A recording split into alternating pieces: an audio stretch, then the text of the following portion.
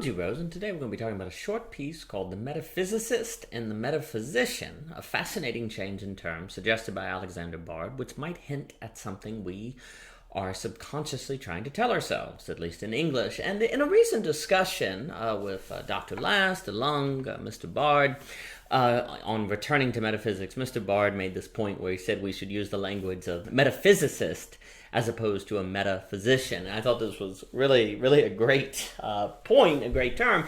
And he was saying that, metaphysics, we talk about being metaphysicians as if we're dealing with medicine, but really we're dealing more with physics. And that will get into his work, say, in The Digital Libido, about hypertime and understanding how the surface of the universe might move according to absolute time, which would be time which isn't slowed down by anything at all, which while relative time or clock time, which would be Einstein's time, would be more relative and in fact could slow and change speeds relative to one's positioning in space-time. So Mr. Bard, does a lot of work in regard to physics, Bergson, all these different thinkers. So, he was saying we need to think of ourselves as metaphysicists. I thought this was really quite interesting, and it made me, it kind of was curious to me that the term metaphysics alludes to physics, while metaphysician alludes to medicine. And there's a question of if this is trying to tell us something.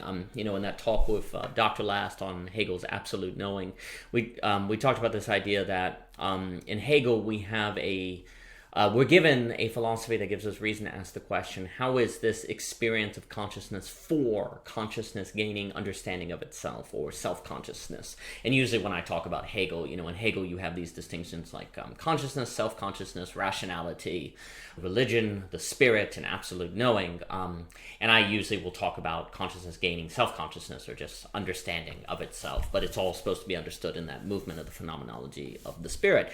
So there's this idea of how is this movement from metaphysics to metaphysician for consciousness, or for us gaining better understanding about ourselves. And the kind of with this play on words that, again, might only exist in English, it's kind of almost suggesting that whatever our understanding of the universe, that's going to have impacts on ourselves as a subject. If we understand the universe as being a single substance, for example, of being all ultimately one, maybe following Neoplatonism, then that's going to impact how we think about our identity. We're going to have an identity that's going to be seeking wholeness, as opposed to learning perhaps to manage something more paradoxical and lacking, which would be a theme in, say, a lot of the discussions in the philosophy of lack. So our understanding of the universe always has impacts on how we see ourselves as a subject. And it's kind of interesting because when we talk about metaphysics, you talk about the physics, it's disembodied, but as you move to the subject, you talk about the metaphysician.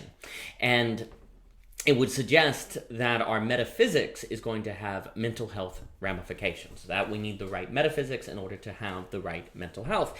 And if we follow any of the meaning crisis thinking, then this may suggest that we don't have the right metaphysics. Now, I hope my last video on the meaning crisis as a sign of hope complexifies some of the meaning crisis and gives us reason to think that the meaning crisis actually could be a result of us holding ourselves to a higher standard.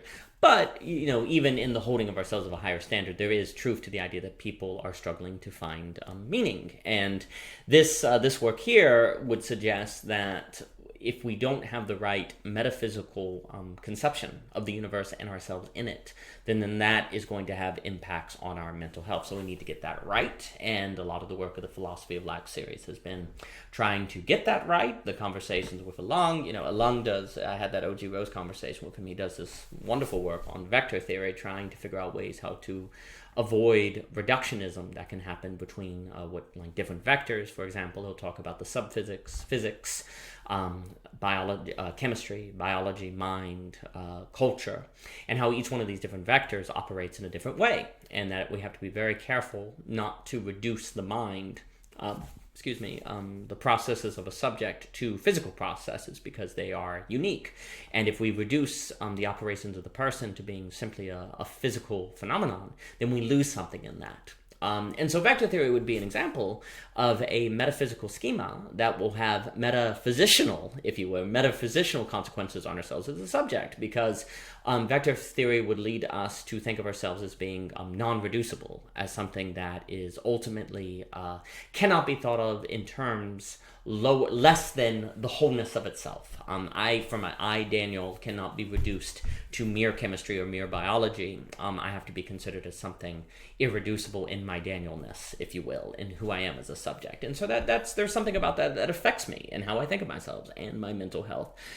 So anyway, all metaphysics are going to have metaphysical consequences, and perhaps this interesting movement, this play on words between metaphysics and metaphysician, that from the understanding of how the universe works to understanding ourselves as a subject in our metaphysics, and how that will have impacts on ourselves as a subject, is captured in that wordplay, as was brought out by Mr. Bard's point. So anyway, this is OG Rose. For more, please visit ogrose.com, and thank you for your time.